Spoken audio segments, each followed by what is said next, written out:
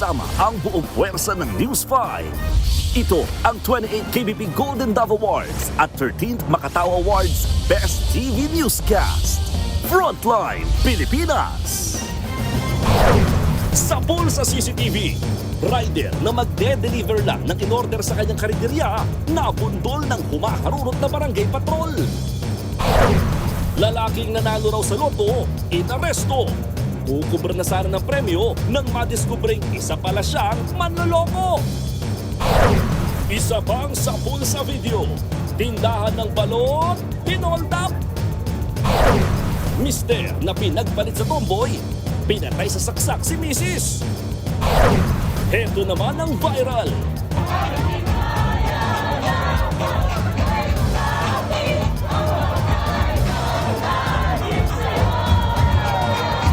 Mga kabataang kumanta ng lupang hinirang sa rave party, pinutakte ng batikos. Eto na nga. Good person, Mikoy. Oo, sana nga. Kasi wala naman akong may pagmamala sa buhay ko eh. Pilot episode ng A Secret in Prague dito sa TV5. Pang pelikula sa ganda ng production at galing ng mga bida. Number 1 na rin yan sa Netflix. Eto pa nga. Pati ang My Best Friend Eman, pasiklab agad. Eli Buendia bilang si Eman, sinurpresa ang marami nating kapatid.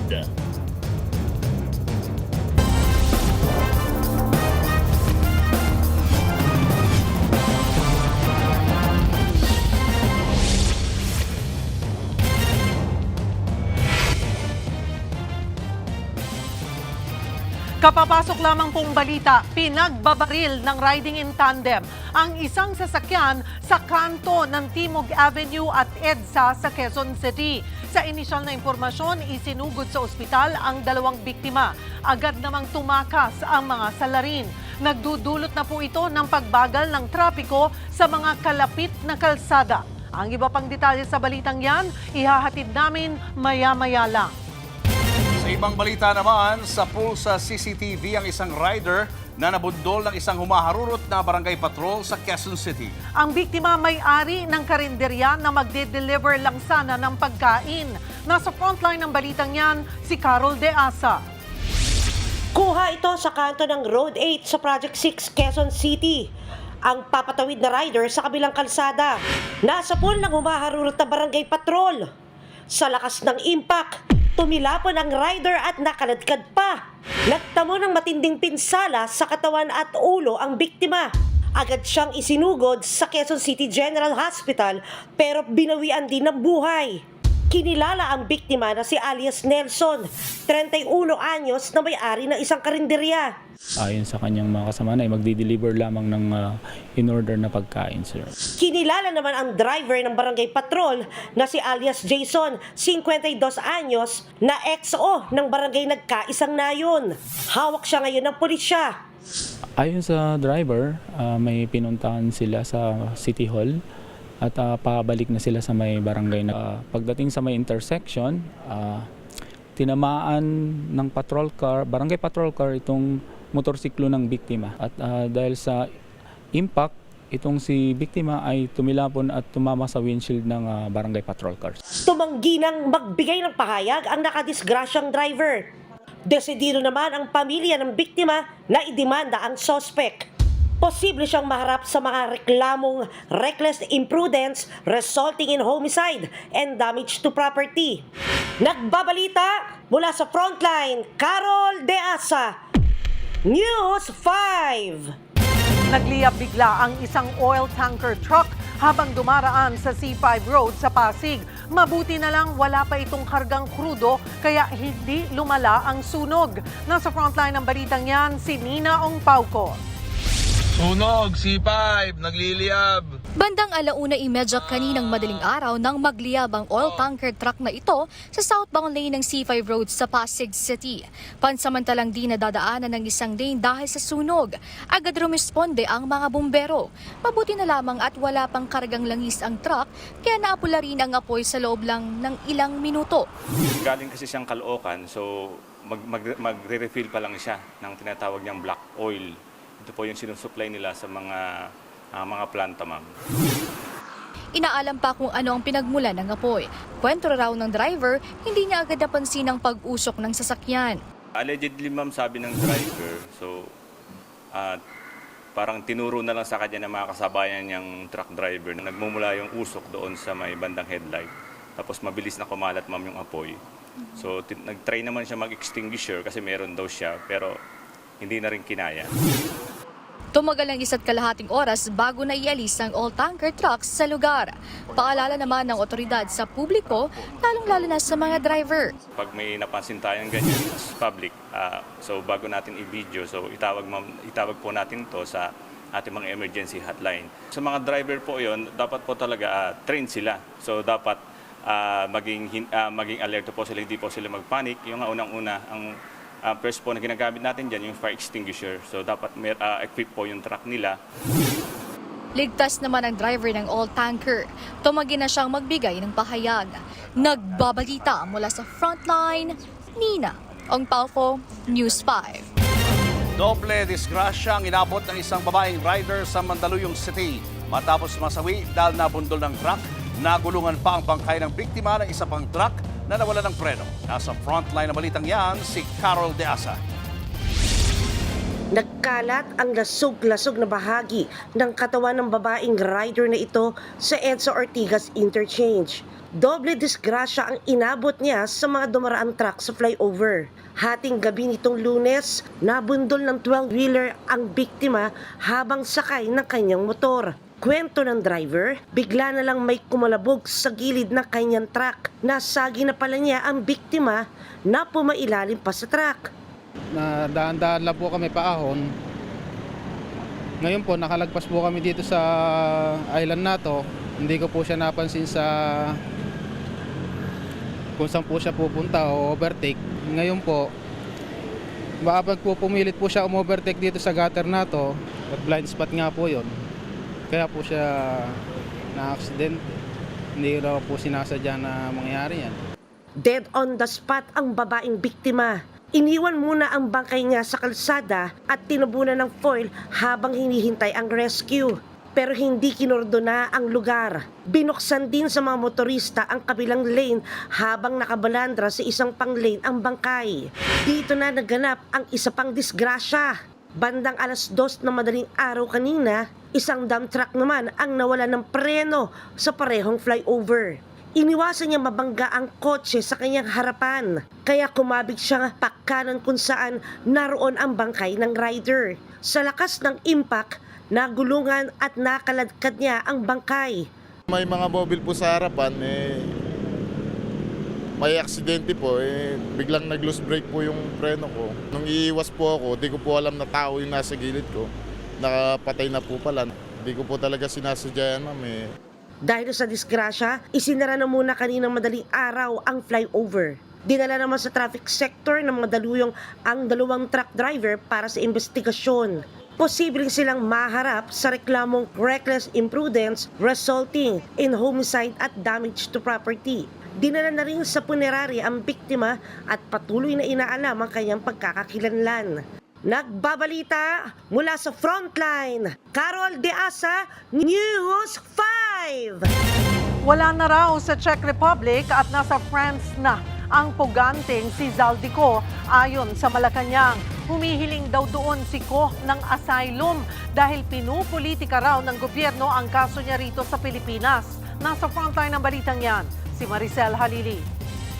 Nananatili po siya sa kustodiya ng Czech Republic. We will bring Zaldico home. Magdadalawang linggo na matapos i-anunsyo ni Pangulong Bongbong Marcos na nahuli sa Czech Republic ang dating congressman na si Zaldico. Ngayon, I want to share difficult news, mga kababayan. Czech authorities have informed us that Mr. Zaldico is no longer in their custody. Mismo ang Department of Justice ang nagbalitang pinalaya na ulit ang dating kongresista. Sabi ni Secretary Vida, sinubukan nilang usisain ang Czech officials kung bakit pinalaya si Ko. Pero wala raw silang napiga sa mga ito. We are working across sovereign borders. Every country has its own laws and we cannot compel a foreign government Kung walang nakuhang impormasyon ng DOJ, may malaki namang pasabog ang Department of Foreign Affairs. Nasa bansang France na raw si Zaldico na humihiling na roon ng political asylum. The DFA has received highly reliable information that Zaldico has a pending petition for political asylum in France. He has been requested to be transferred to and is now under the jurisdiction of French authorities. Sa ngayon, hindi pa malinaw kung mula Prague ay dumiretso na si Ko sa France. Ang sigurado, malaya siyang makakaikot sa lahat ng Schengen countries o yung mga bansa sa Europa na walang border checks. Political persecution ang ginawang batayan ni Zaldico sa paghingi ng asylum. Pero giit ng palasyo, hindi pa mumulitika ang ginagawa kay Ko dahil sangkot siya sa korupsyon. Alam natin na bago pa man nangyari ang lahat, siya ay hinahabol na at pinababalik dito para sagutin ang mga alegasyon. Wala pong masasabing political persecution dito. Maliwanag po yan.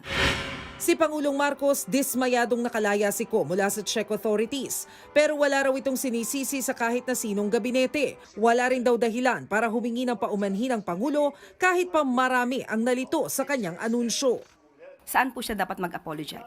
Lahat naman po tayo ay umasa. Ang kanyang inireport naman po ay tama. So, wala po tayong nakikita na maaaring sabihing pagkakamali ng Pangulo. Nabahala naman ang Malacanang na puro political asylum ang ginagawang paraan ng mga tumataka sa batas. Pero tiniyak ng palasyo, hindi darating sa puntong mismong si PBBM ang hihiling sa France na huwag pagbigyan ng hiling na asylum ni Ko. The President will not do that dahil hindi po niya panghihimasukan kung ano po ang magiging desisyon ng ibang bansa.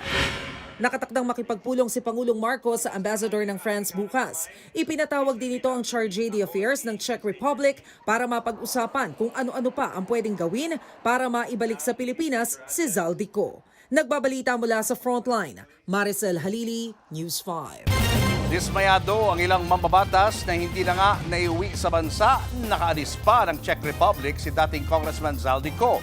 Para sa ilang senador, nakakahiya ang sitwasyong yan para sa gobyerno. Nasa frontline na balitang yan si Mean Los Baños. Ngayong hindi pa pala may uuwi sa Pilipinas ang pugante at dating kongresistang si Zaldico para kay Senate President Pro Tempore Ping Lacson, nalagay tuloy sa nakakahiyang sitwasyon ng gobyerno. Tinawag niyang lost opportunity. Anya, walang ibang dapat sisihin kundi ang gobyerno mismo. Kaya suwestyon ni Lacson kailangan mag-extra effort at double time ang gobyerno para ipakitang seryoso ito sa pagpapanagot kay Ko at sa kanyang mga kasabwat. Si Senator Win Gatchalian nangihinayang din sa nangyari na corner na raw si Ko pero hindi pa napauwi. Sobrang nakakahinayang dahil unang-una gusto natin makamit ang hustisya. Pangalawa, may warrant of arrest na siya.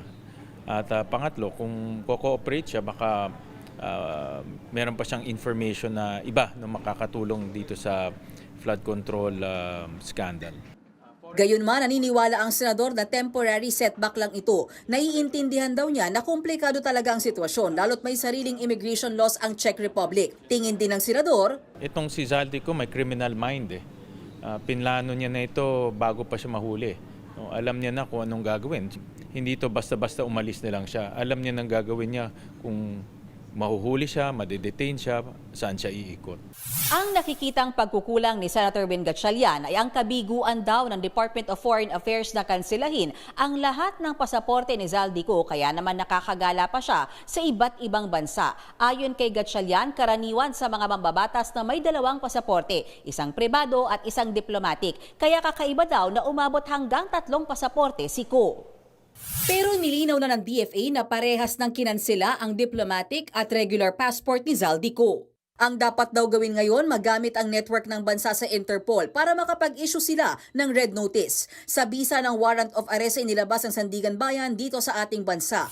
Giit naman ni Senator J.V. Ejercito, tila back to zero ang pagtugi sa kongresista. Parang big blow setback na naman kapag nawala yung inaasahan natin. Back to zero na naman tayo, Sir, kay Zaldico. Sana makabalik para to tell all. Gusto lang naman natin malaman talaga yung ano nangyari dito sa biggest scandal ever in our history. Habang si Senator Amy Marcos, tinawanan lang ang bagong update kay Ko. Samantala, sa panayam naman ng programang Ted Filon at DJ Chacha, sinabi ni Caloocan Congressman Edgar Erice na tila hindi sincere ang gobyerno sa paghahanap kay Ko. Kinwestiyon niya rin kung bakit pumunta pa sa Czech Republic si Justice Secretary Frederick Vida kung trabaho naman daw ito ng Konsulado ng Pilipinas. Dapat na unang ginawa ng ating Pangulo bago nag-announce ay pina-check niya yung mga detalye sa consulate. Sila yung may diplomatic relations at sila rin may responsibilidad sa sino mang Pilipino na naririyan. Kaya nga kakatuwa talaga yung presence ni DOJ Secretary Vida dyan sa Czech Republic. At kaya nga ng nabanggit, hanggang ngayon hindi natin alam yung mga detalye sa pangyayari na yan. Nagbabalita mula sa Frontline, Mean Los Baños, News 5. Napatay ng isang lalaki sa pananaksak ang dati niyang misis sa General Trias, Cavite. Nagalit daw ang suspect dahil ipinagpalit siya ng kanyang ex sa isang tomboy. Nasa frontline ng balitang yan, si Gary De Leon. Natutulog pa ang lalaking ito nung arestuhin ng mga pulis sa isang bahay sa Paco, Maynila. Kinilala lang ang suspect na si alias Ariel. Suspect siya sa pagpatay sa dati niyang asawa na si Amor sa General Trias, Cavite. Sinaksak umano ni Ariel ng gunting ang biktima sa loob mismo ng kwarto nito. Base sa investigasyon, matagal nang hiwalay ang dalawa. Pero bumibisita pa rin ang lalaki dahil sa mga anak nila.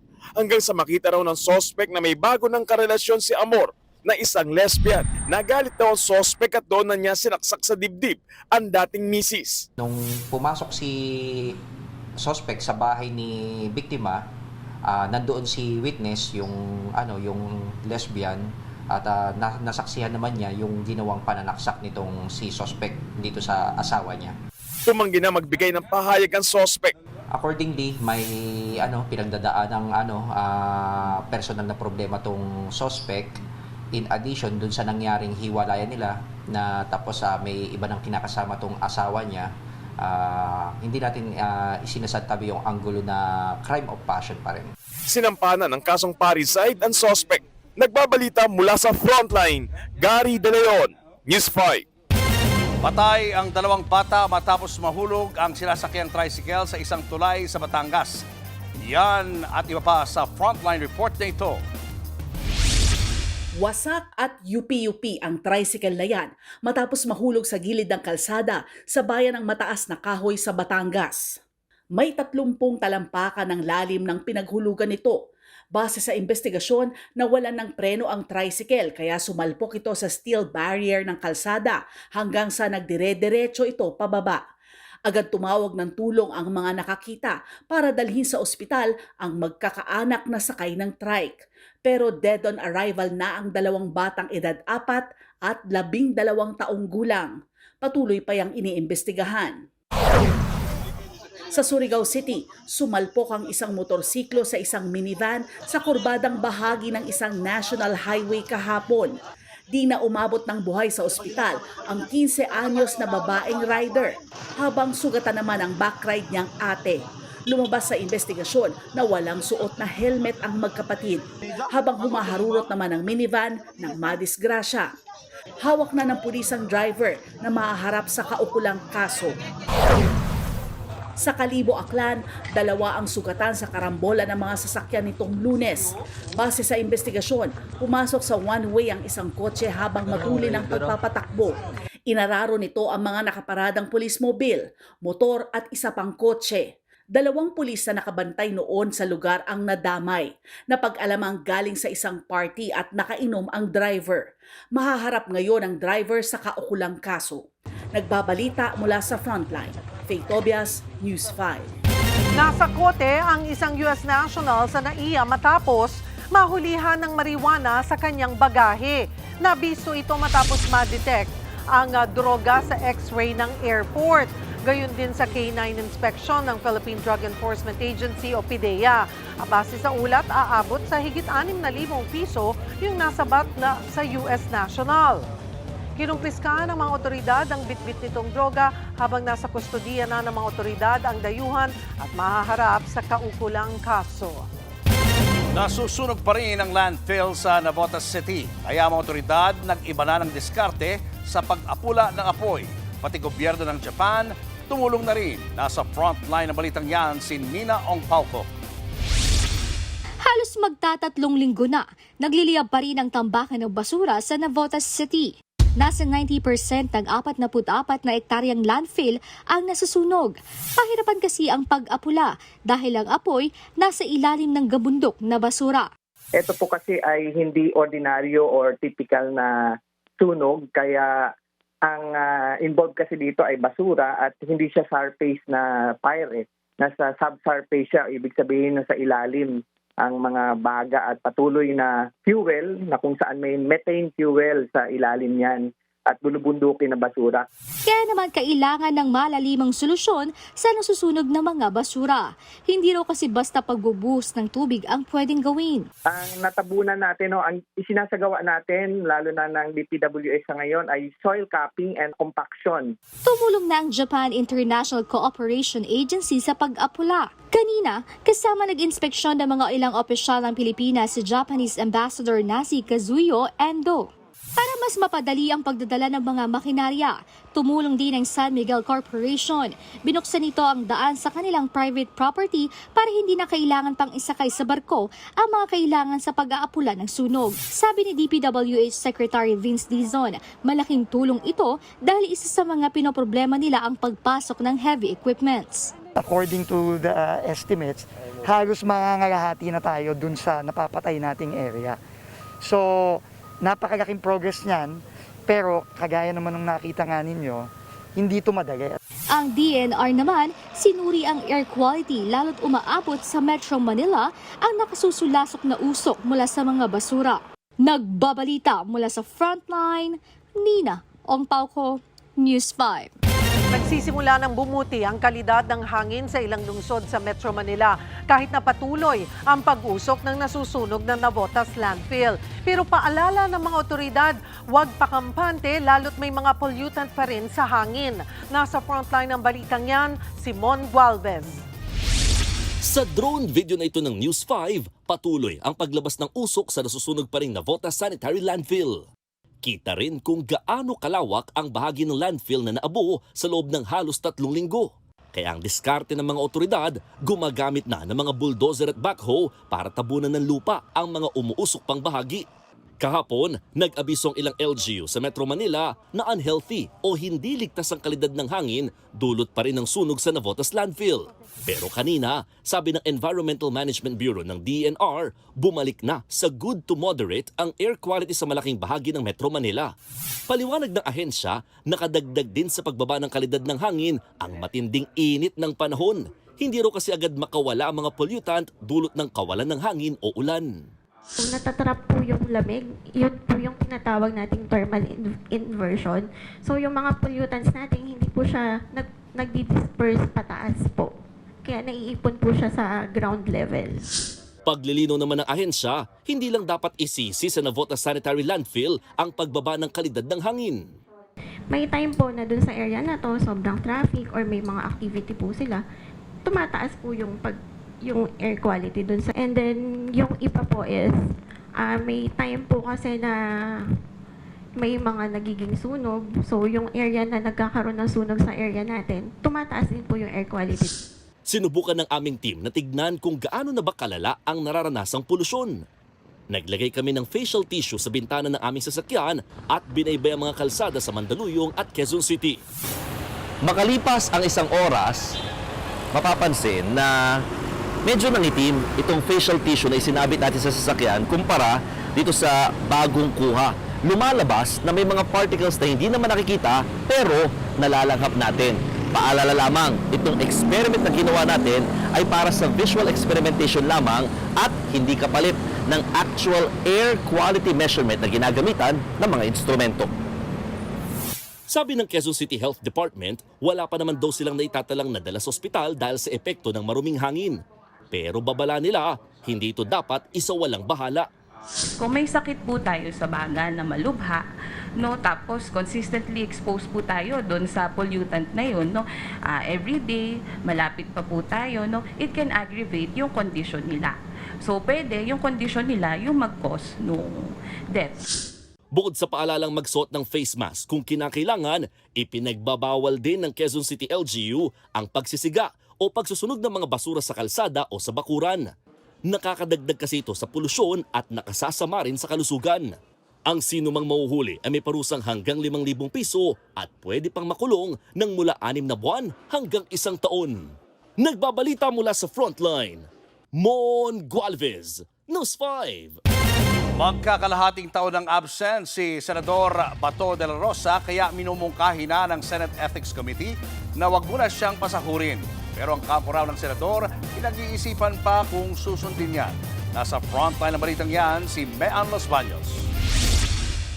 Mula November noong nakaraang taon, no-show na si Senator Bato de la Rosa sa Senado. Pero hindi gaya ng mga ordinaryong manggagawa na no work, no pay, sumasahod pa rin si Senator Bato kahit halos 6 na buwan na siyang absent. Ngayon, kinukonsidera na raw ng Senador na wag munang tumanggap ng sahod at allowances. Alinsunod sa mungkahi ni Senate Ethics Committee Chairman Senator G.V. Ejercito. I think meron ng, they're just waiting for the final decision.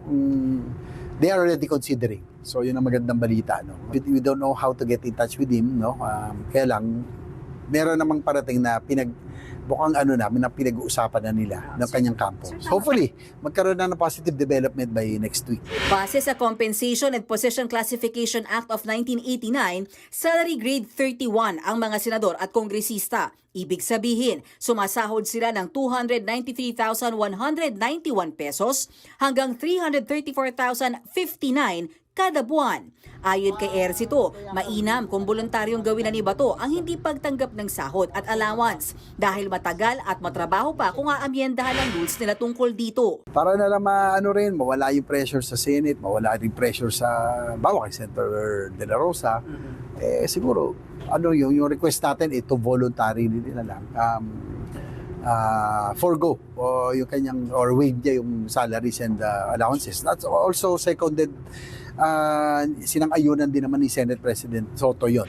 Una nang sinabi ni Ejercito na posibleng madismiss ang ethics complaint kay De La Rosa. Nakabase raw kasi ang reklamo sa tinatanggap na sahod ng senador kahit hindi pumapasok sa Senado. Kanina, nagpulong ang Ethics Committee. Karamihan daw sa 9 na reklamong isinumite sa komite, hindi pumasa sa form and substance. Pero ang unang kaso laban sa hindi pinangalan ng senador, gugulong na raw dahil sufficient in form and substance ito.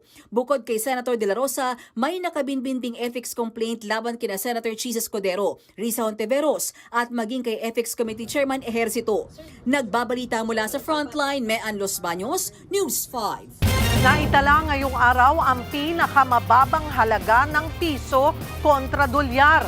Sa monitoring ng Bankers Association of the Philippines, nagsara ngayong araw ang halaga nito sa 61 pesos at 30 centavos. Epekto pa rin daw yan ng patuloy na sigalot sa Middle East. Ito ang unang beses sa kasaysayan na sumampa ang halaga ng piso sa 61 pesos range. Nalagpasan ito ang naunang all-time low na 60 pesos at 75 centavos noong March 31. Showbiz, eto na nga! Mga kapatid, eto na nga ang mga umaarangkadang showbiz balita ngayong Martes. Pangpelikula ang atake. Ganyan ang feels ng inabangang kapatid serye na A Secret in Prague. Kilig overload din ang viewers sa first lead tambalan ni na Enrique Hill at Andrea Brillantes. Nasa frontline na balitang yan, si MJ Marfori. You're a good person, Mikoy. Oo, sana nga. Kasi wala naman akong may pagmamalakas sa buhay ko eh. Kaya hanggat sa makakaya ko, maging mabuting tao man lang siguro. Grabe namang linyahan yan for episode 1. On a roll na nga talaga sina Enrique Hill at Andrea Brillantes sa pagsisimula ng kapatid seryeng A Secret in Prague. Talaga namang inabangan ng mga kapatid ang kwento ni Mikoy at Kiara, played by Ken and Blythe. Ang tambalang hindi inakala, ayan, at nagpakilig na nga sa madla. Puring-puri rin ng netizens ang kalidad ng serye na pang-pelikula raw ang atake. Ang mga kapatid naman nating nasa iba't ibang parte ng mundo na aliw sa light drama at comedy. na hatid ng A Secret in Prague. Sabi nga ng ilan, may pang-alis stress na sila.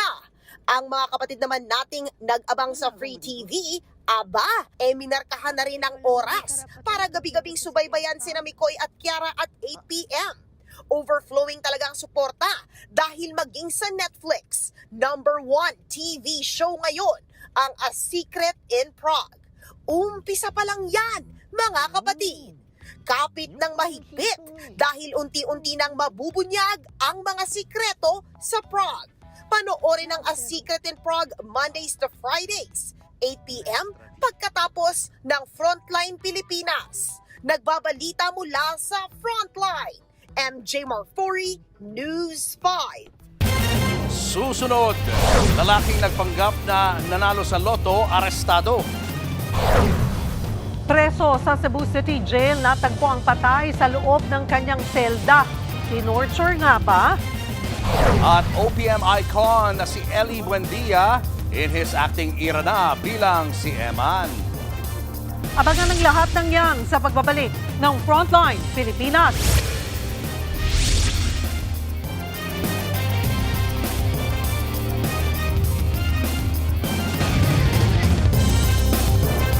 Mga kapatid, Julius Babaw po, nasa Middle East o saan mang dako ka ng mundo, manatiling may alam at may pakialam sa mga mainit na balita dito sa ating bansa. Simulan po natin ang bawat araw sa tuloy-tuloy na balitaan sa Frontline. Mag-follow at mag-subscribe sa social media pages ng News 5. Inarang at pinagbabaril ng riding in tandem ang isang sasakyan sa kanto ng Timog Avenue at EDSA sa Quezon City. Bumagal ang traffic sa lugar dahil sa insidente. Live mula sa Quezon City, nasa frontline ng balitang yan si Ian Suyu. Ian, naalis na ba dyan ang pinagbabaril na sasakyan?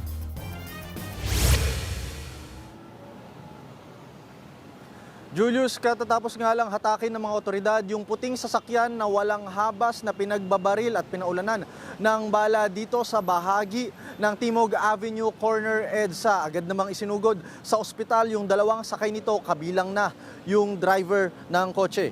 Sa kuha nga ng CCTV footage na nakalap natin mula sa QCPD, makikita yung walang habas na pamamaril.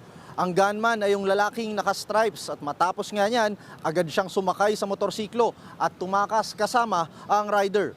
Papuntang EDSA southbound ang mga suspect. Hindi bababa sa 6 na tama ng bala ang nakita natin sa sasakyan. 2 sa passenger side at 4 naman sa windshield. Ayon sa QCPD, 12 basyo ng bala ang natagpuan sa crime scene. Palaisipan pa rin hanggang sa ngayon ang pagkakakilanlan ng mga salarin at kung ano ang motibo sa likod ng insidenteng ito.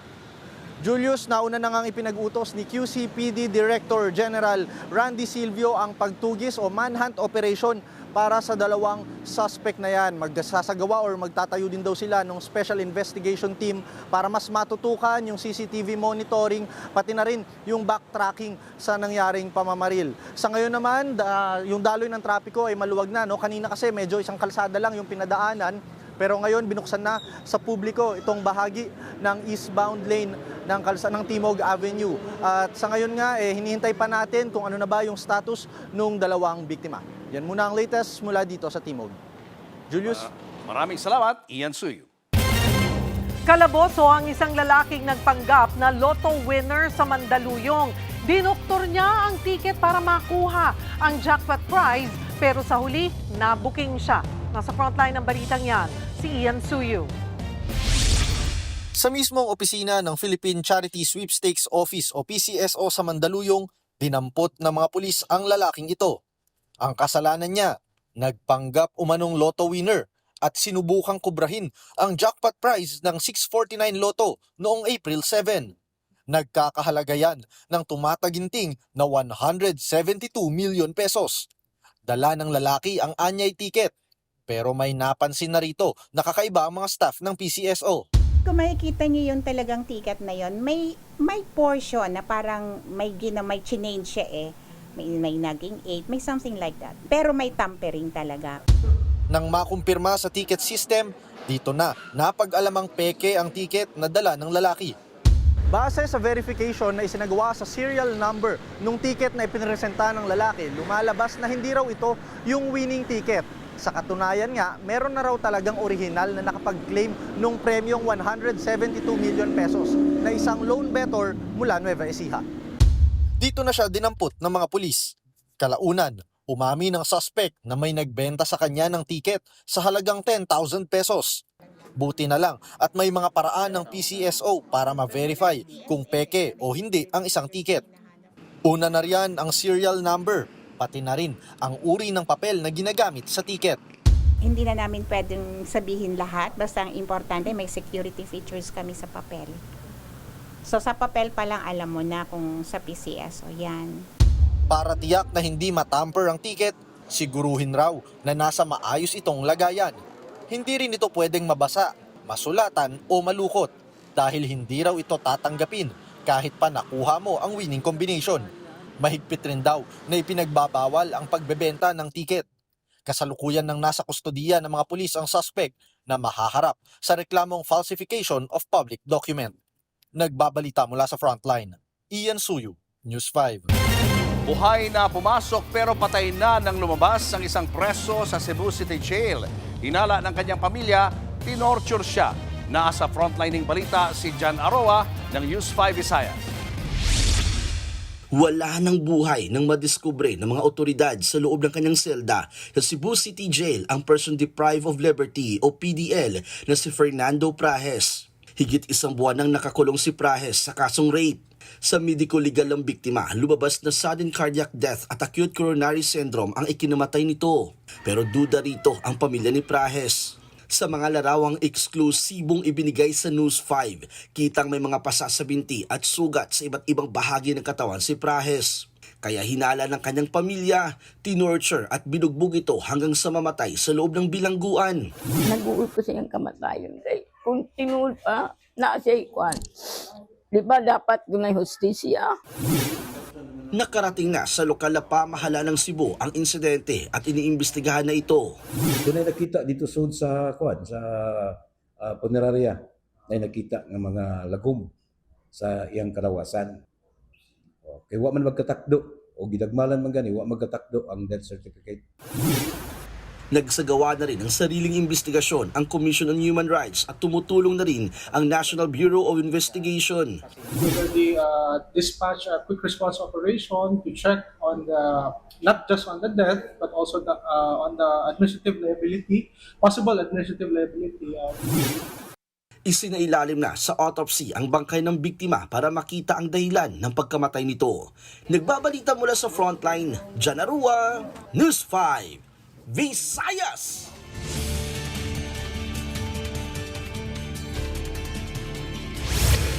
Weather update tayo mga kapatid. Kasalukuyan po tayong nasa peak o yung pinakapanahon natin ng tag-init. At kadalasan nga huling bahagi ng Abril hanggang unang bahagi ng Mayo na itatala yung ating pinakamaiinit na temperatura. Pero sa kabila po ng posibleng pagkakaroon natin ng habagat sa kalagitnaan ng taon, hindi po cancel ang panahon natin ng tag-ulan.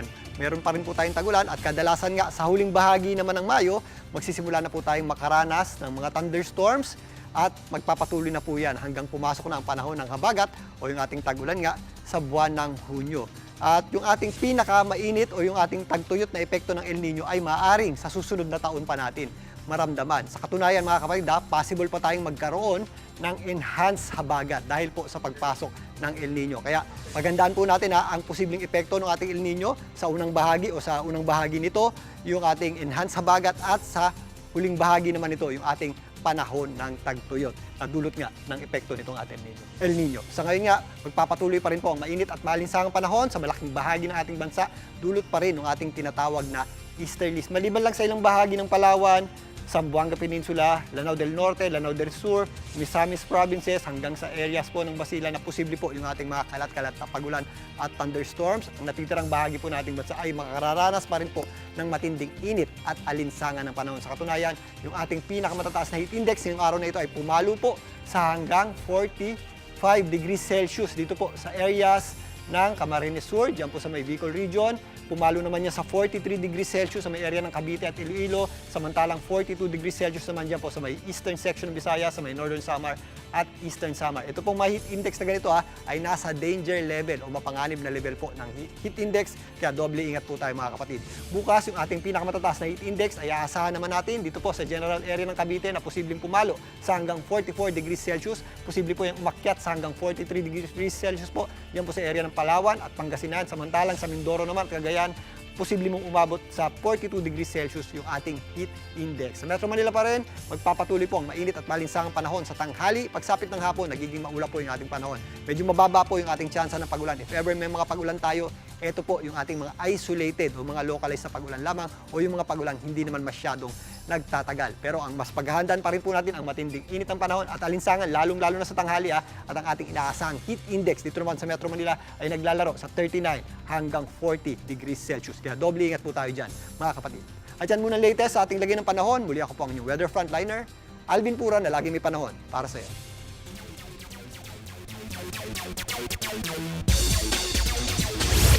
Nag-withdraw na si Pinay tennis sensation Alex Ayala sa Catalonia Open sa Spain para mag-focus sa Italian Open na gaganapin sa Rome.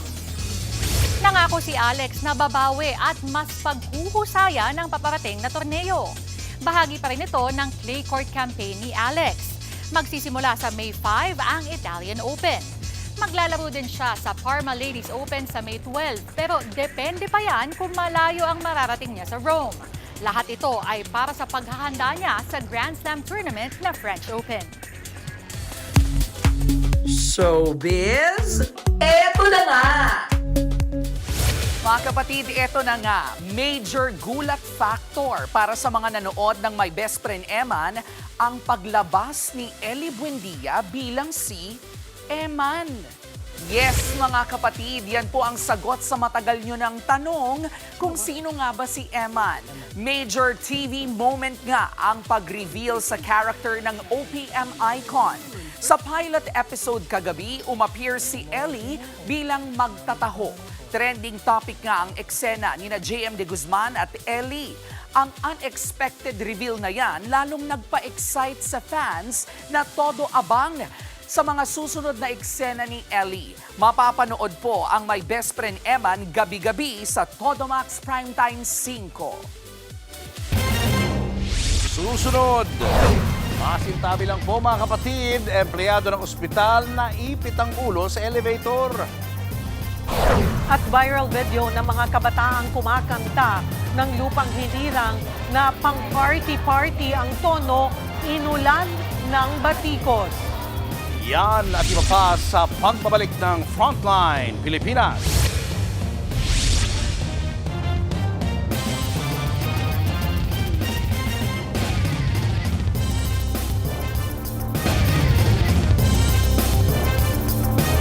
Mga kapatid, Julius Babaw po, nasa Middle East o sa amang dako ka ng mundo, manatiling may alam at may pakialam sa mga mainit na balita dito sa ating bansa.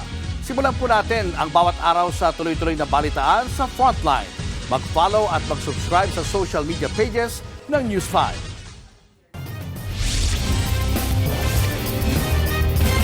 Sugatan ng isang lalaki matapos undayan ng saksak ng kanyang kainuman sa Baybay, Leyte. Base sa investigasyon, nakisali lang ang biktima sa 4 na lalaking nag-iinuman sa kanilang lugar.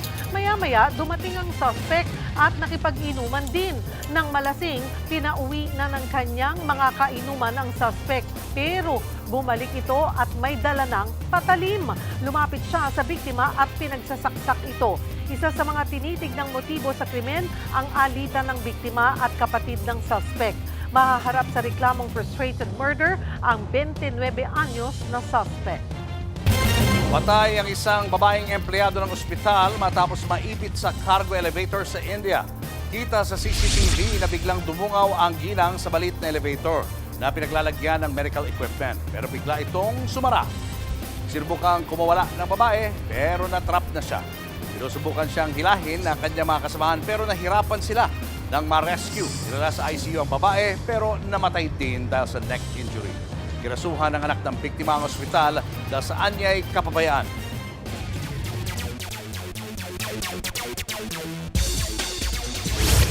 Nag-leave of absence ang Signal Super Spikers matapos ang 5 taon sa PBL.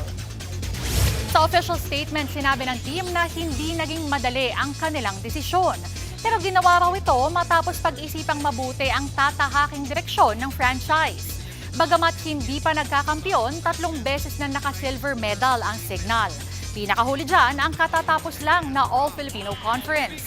Galing din sa Signal ang latest conference MVP na si Vanny Gandler. 5 beses din silang nagwagi ng bronze. Nagpasalamat ang Signal sa kanilang players, fans at coaching staff. Aabante na sa round 2 ng NBA playoffs ang Oklahoma City Thunder matapos nilang i-sweep ang Phoenix Suns. Hindi na pinaisa ng defending champions ang 8th seed ng West. Natapos ang Game 4 sa score na 131-122. Pinamunuan ni Shai Gilgeous-Alexander ang panalo na may 31 points, habang si Devin Booker naman sa Suns na may 24 points at 6 assists. Makakaharap ng OKC sa round 2 ang mananalo sa pagitan ng 4th seed na Los Angeles Lakers at 5th seed na Houston Rockets. At yan muna ang latest sa frontline ng sports. Ako po si Denise Tan. Susunod, pag-hold up sa tindahan ng balut sa pool sa CCTV.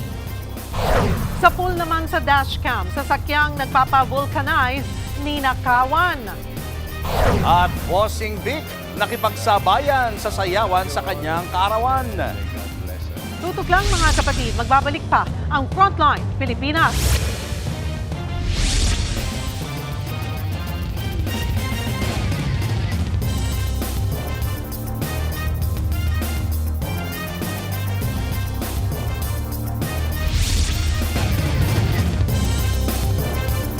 Mga kapatid, Cheryl Cosim po.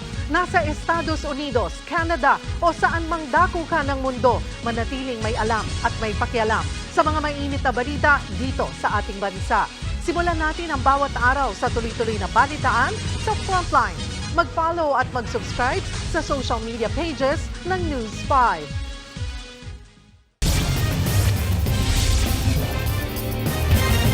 Sa pool sa CCTV ang pang-hold up sa isang tindahan ng balut sa Davao del Sur.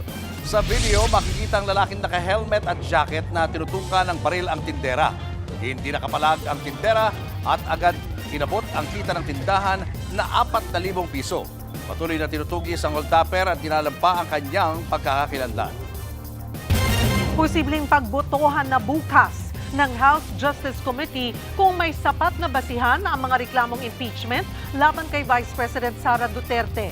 Sisimula ng botohan kung wala ng concern na babanggitin ang mga miyembro ng komite.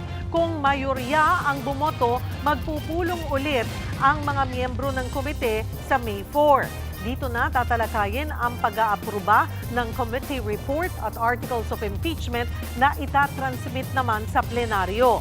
Sa May 11 naman, pagbobotohan sa plenaryo kung i-impeach o hindi ang vice-presidente. Kabilang din sa inaasahang tatalakayin bukas ang aligasyon ng pagbabanta ni VP Sara sa buhay ni Pangulong Bongbong Marcos. Pinatatawag ang National Bureau of Investigation kaugnay niyan.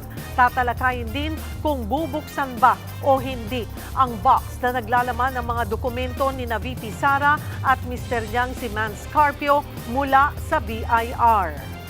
And as far as we are concerned, we maintain that everything that happened and will happen before the Justice Committee are constitutional.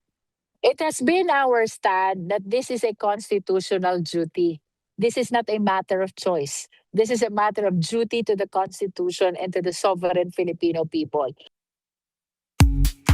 Showbiz, eto na nga! Mga kapatid, eto na nga. Puno ng pasasalamat si Bossing Vic Soto sa kanyang 72nd birthday celebration sa Itbulaga.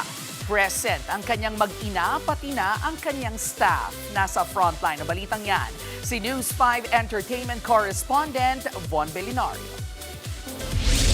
Forever young talaga ang feels ni Bossing Vic Soto na nag-celebrate ng kanyang 72nd birthday sa Itbulaga.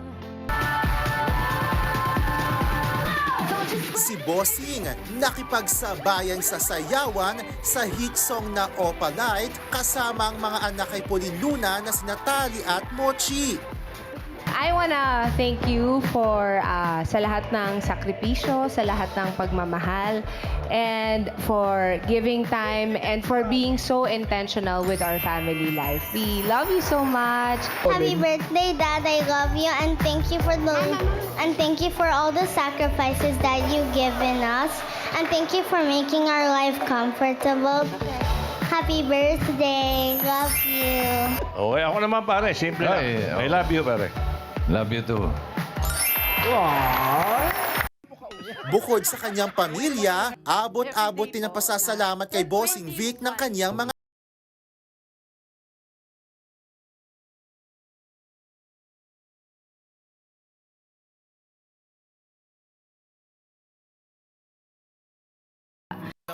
Si Bossing, punong-puno ng pasasalamat sa 72 years niya sa mundo at sa 47 years niya sa Itbulaga. Sa inyong lahat, salamat sa staff, kay Jenny, kay Pucci. 47 years ko nang ginagawa and nasusurprise pa rin naman ako. Thank you so much. I love you all and may God bless us all. Nagbabalita mula sa Frontline, Von Belinario, News 5. Susunod sa pulsa video, lalaking nagpa-vulcanize ng sasakyan nasa lisihan. Lalaking nabilaukan sa iniinom niyang gamot, sinagip ng kanyang misis. At pilot episode ng My Best Friend Eman, pinalakpakan. Marami ring naiyak sa ganda ng kwento. Tutok na mga kapatid, magbabalik pa ang Frontline Pilipinas.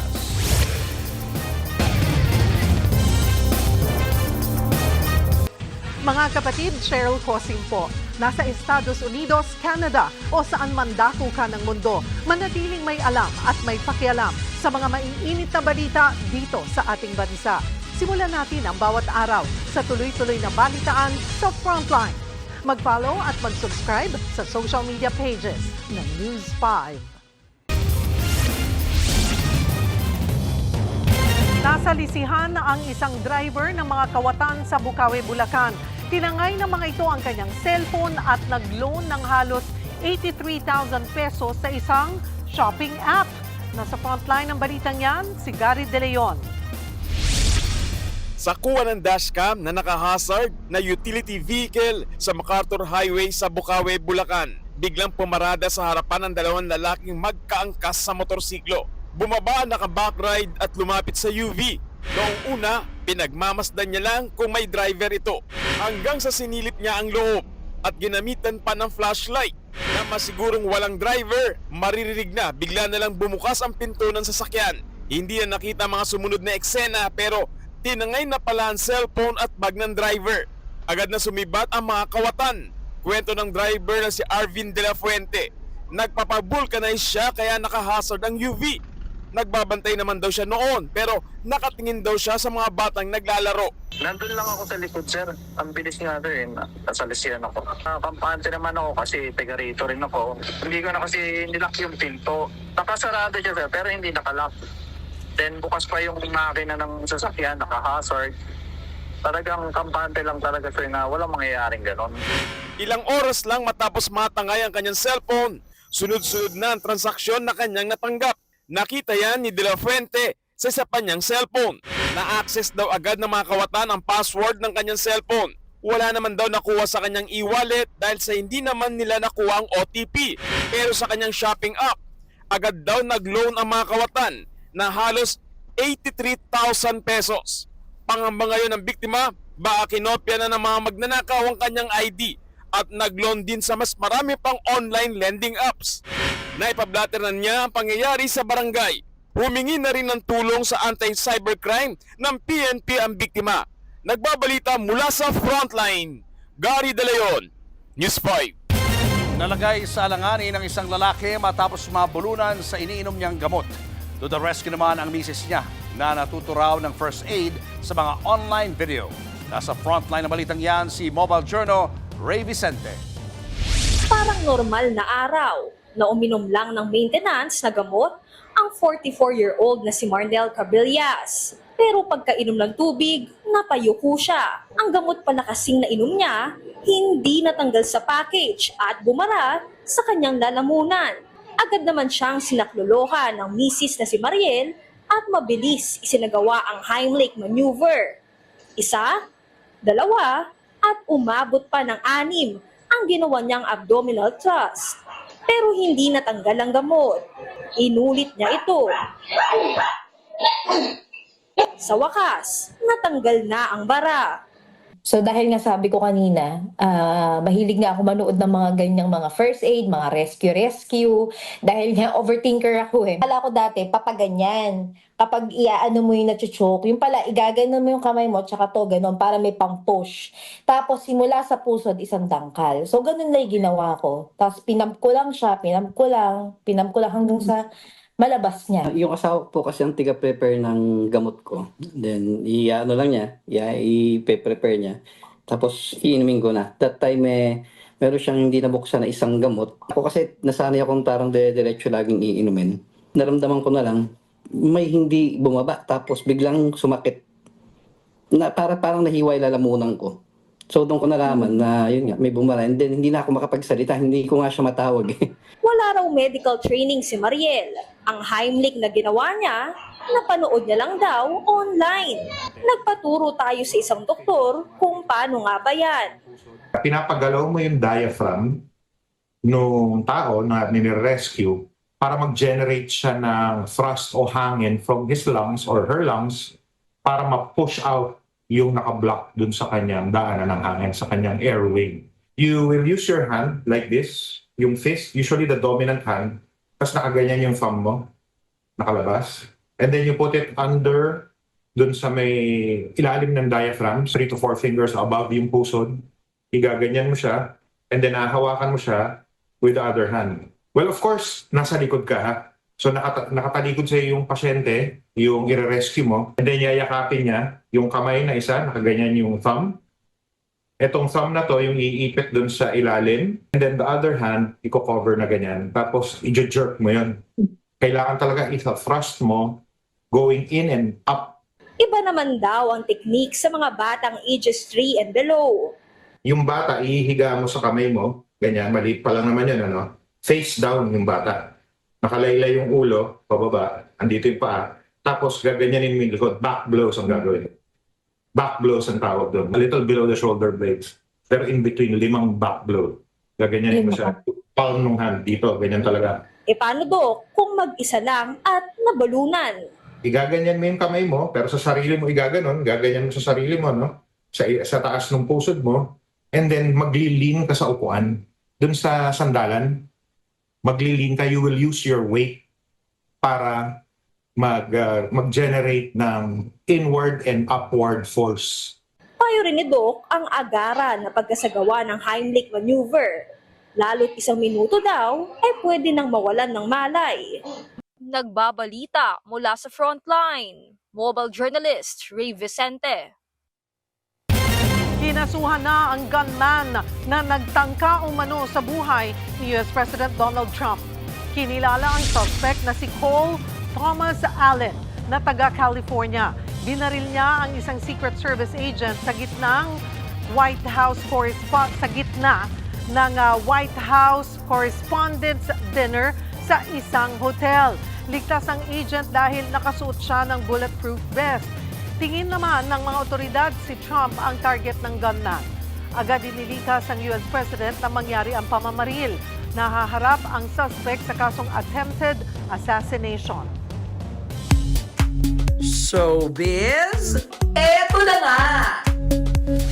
Mga kapatid, ito na nga, umaapaw sa emosyon ang unang episode ng kapatid seryeng My Best Friend Eman.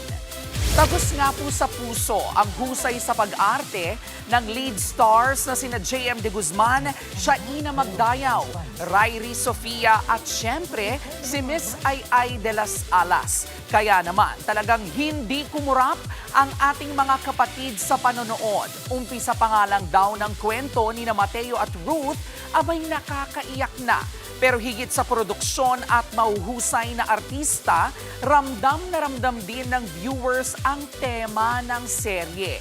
Kaya ihanda na ang pwesto nyo dahil sama-sama nating susubaybayan ang bago nating best friend sa primetime, My Best Friend Eman, mamayang 8:45 p.m.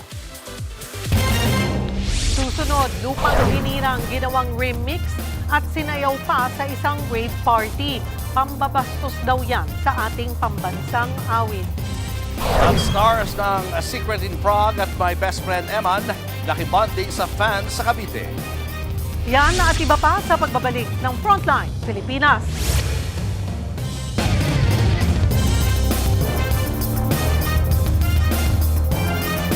Mga kapatid, Julius Babaw po, nasa Middle East o saan mang dako ka ng mundo, manatiling may alam at may pakialam sa mga mainit na balita dito sa ating bansa. Simulan po natin ang bawat araw sa tuloy-tuloy na balitaan sa Frontline. Mag-follow at mag-subscribe sa social media pages ng News 5. Hirap ang sitwasyon ng isang ina sa Pangasinan na tinubuan ng tumor sa utak. Nagsimula lang daw ito sa panlalabo ng mata. Nasa frontline ng balitang yan si Mobile Journal Yeda Pascual. December 2024 nang unang manlabo ang mata ni Lani Ugay, 54 anyos. Nagsalamin siya pero hindi raw nakatulong. Kaya noong May 2025, nagpakonsulta na siya.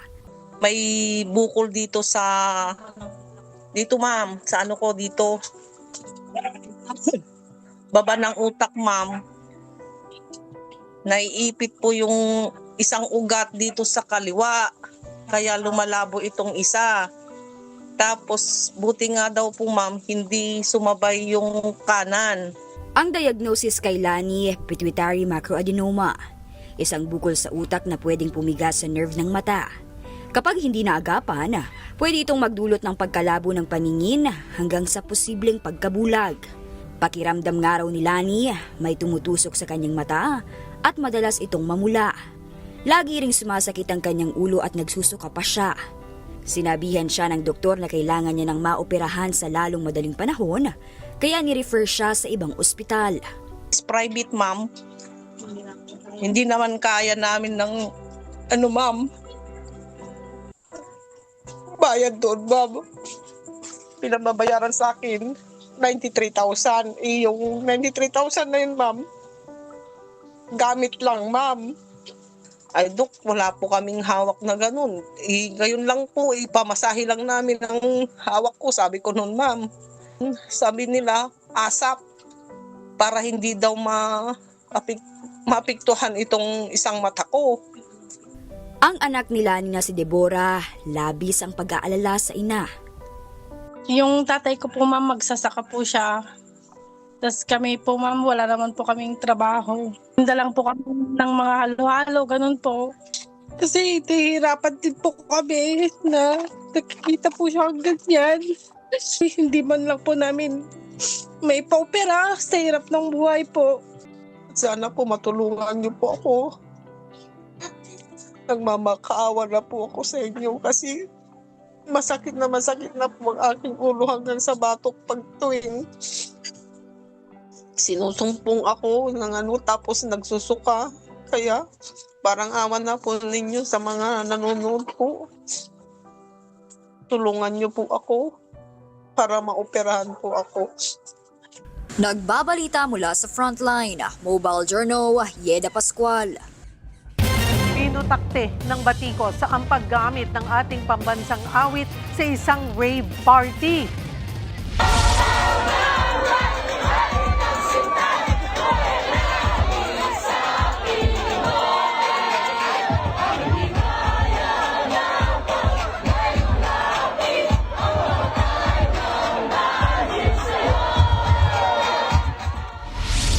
Sa viral video, nagpa-party at nagkakatuwaan ang mga tao habang sinasabayan ang remix ng Lupang Hinirang. Hindi yan pinalampas ng National Historical Commission of the Philippines o NHCP.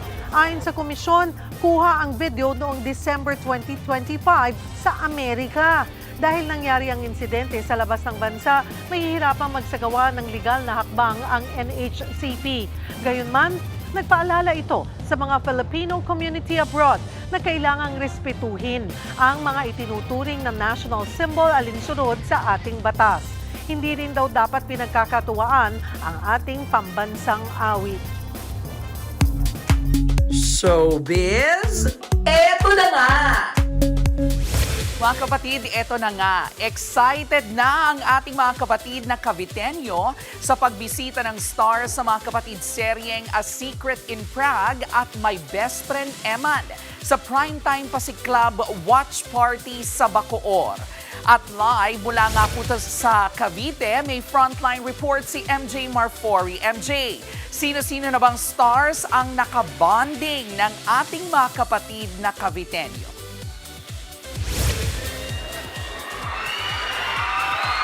Yes, Jervy, it's a party in here sa Bacoor, Cavite. Nakita niyo naman gaano kaingay, di ba? Dahil nga, syempre magkakaroon ng back-to-back screening ang A Secret in Prague and My Best Friend Eman dito.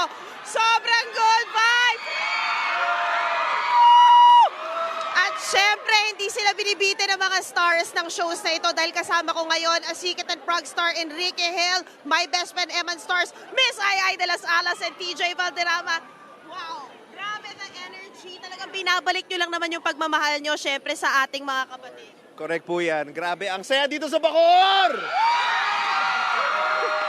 Sobrang excited na sila lahat mapanood ang A Secret in Prague and of course, My Best Friend Eman. Maraming salamat, Cavite, for the love and support.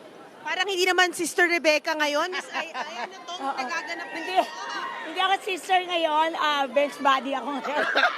Hindi po, maraming salamat po sa mga Caviteño, hindi lang po rito sa Bacoor, maraming salamat po sa pagtanggap niyo sa amin. Thank you so much. Thank you so much po sa panonood niyo ng My Best Friend Eman. Grabe yung unang episode pa lang nakakaiyak. Yes, ibang klase po talaga. Grabe yung impact po nung show. And salamat po, maraming salamat. Sobrang lapit po sa puso namin ng buong Cavite, hindi lang po ng Bacoor. Sobra. Thank you po so much sa mainit na pagtanggap, sa pag-support at sa panonood Yes ng, po. syempre, A Secret in Prague and My Best Friend Eman. Thank you po. And as of today, #1 na po sa Netflix ang A Secret in Prague. Yes! Thank you so much. Maraming salamat po sa lahat na nanonood ng A Secret in Prague. I love you guys so much. God bless po sa inyo lahat. Thank you. Sana tayo naman ang #2 next Oo, time. ay. And thank you so I-claim much natin po yan. talaga. I-claim natin yan. Hindi lamang po sa Cavite. Thank you so much sa lahat po ng nanood ng My Best Friend Eman at sa lahat ng mga advertisers na nag-support sa amin. Yes. Ano ba kung aasahan kay Sister Rebecca? Ay, sobrang madami. Grabe yung show na yon. As in, grabe talaga. Maraming pa. Kumbaga, ano po yung pinaka nabago sa buhay mo mula nang tinanggap mo yung proyekto? Parang tingin ko parang lalo akong sinuwerte Wow. sa buhay. Sexy, lalagyan. Dahil lahat na. Yung joke nga ni Enrique, di ba? Next project daw. O baka hindi siya yun? Hindi joke yun. Sure na yun. Sure na yun! Sure na yun. Kailangan magsama na kami ni Enrique. Yes. Guys, please invite your shows sa mga kapatid natin. Yes po, maraming salamat po for watching A Secret in Prague. Don't forget to please watch A Secret in Prague sa Netflix and of course sa TV5 po, gabi-gabi po yan. And My Best Friend Eman po, gabi-gabi, 8:45 p.m. Please watch us and thank you sa lahat ng support ninyo. Maraming salamat po. Yes po. Yun po, Monday to Friday, 8:45 p.m. TV5. Maraming salamat po. My Best Friend Eman. Thank you so much. At yan muna yung latest mula rito sa Bacoor. Itutuloy na namin ang back-to-back party dito. Back to you guys dyan sa studio! Napakasaya naman dyan, MJ. At hello po sa ating mga kapatid sa Bacoor. Maraming salamat. At yan nga po ang ating mga showbiz update ngayong Martes. See you tomorrow, mga kapatid. Ako po, si Jervy Wrightson. Nakakatuwa, di ba? Yung pagtangkilik, #1 na sa Netflix, sa Secret in Prague. Congratulations! At yung My Best Friend Eman. At heto na po, dyan lang po kayo mga kapatid, pati sa mga viewers natin sa 1PH. Aba, pagkatapos, eto na yun. Eto na talaga. Ayan, pagkasusunod na po ang A Secret in Prague. Abangan niyo ulit kami bukas dito sa TV5, sa 1PH, RPTV, True TV at 105.9 True FM. Kami ang inyong mga kapatid sa Balitaan at Public Service. Walang iwanan sa Frontline Pilipinas.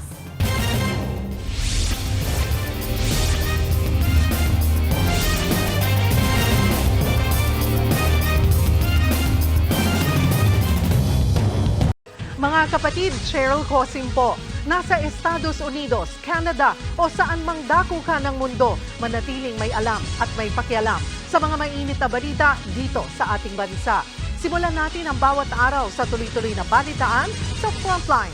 Mag-follow at mag-subscribe sa social media pages ng News 5.